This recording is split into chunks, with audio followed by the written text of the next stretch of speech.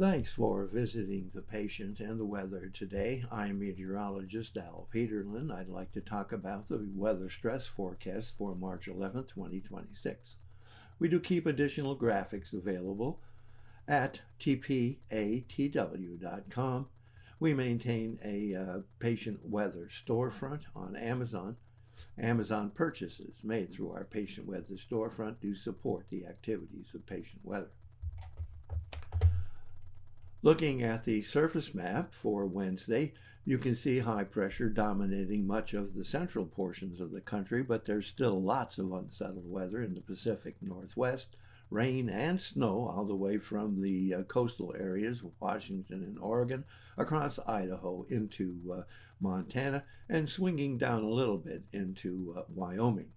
But there is a massive cold front hanging from Buffalo across Cincinnati, down through Nashville, all the way to Austin, Texas, with a band of unsettled weather across the south and up and down that frontal area, all the way across into New England. Unsettled weather, including showers, thunder showers, maybe even more across the south and into the Middle and Ohio valleys.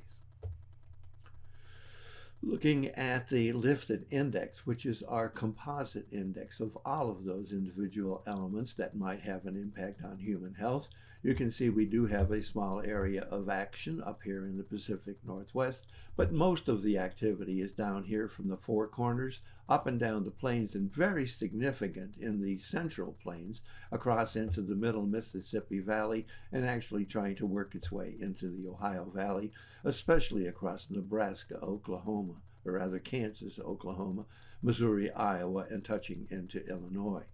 We also have another area of impact up here in the New England area. Looking at pressure change, you'll see we have rising pressure across almost the western two-thirds of the country, up and down California, across the Four Corners, up the plains from Texas all the way to the Dakotas, and in the Mississippi Valley from Missouri into Iowa, stretching east into Illinois.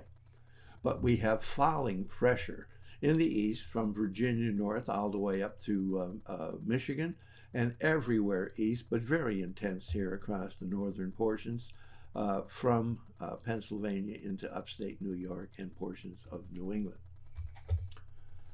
Looking at temperature change, while we are holding on to some warm temperatures in the east, at least for another day, you can see the cold air is coming, and it's stretching all the way from the central plains, Oklahoma and Kansas, across Missouri and Iowa into Illinois and Indiana. Significant cool air returning. Note we still do have some warming temperatures here in the Pacific Northwest, but that's under cloudy skies, and we have a little bit of warmth trying to bust up into the lower portions of the Four Corners. Looking at the dew point temperature change, very much the same thing. Falling dew point temperatures through the heartland and vapor pressure falling through the heartland. The lifted index is a measure of instability. This is showers, thunder showers, and a lot of unsettled weather.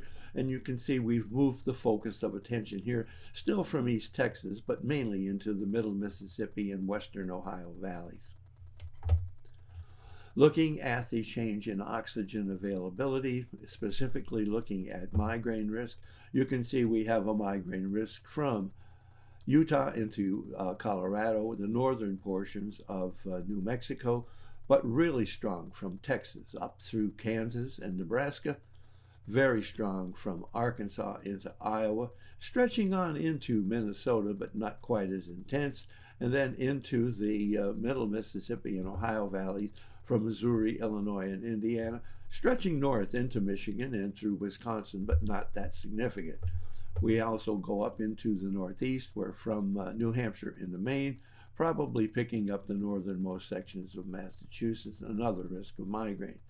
But we do have a risk of asthma and arthritis here in the Pacific Northwest, just a touch south of the Texas border, and then across the east from Virginia up through Pennsylvania into New York, and picking up New Jersey on up into upstate New York, as I said, and touching into Connecticut and probably portions of Massachusetts.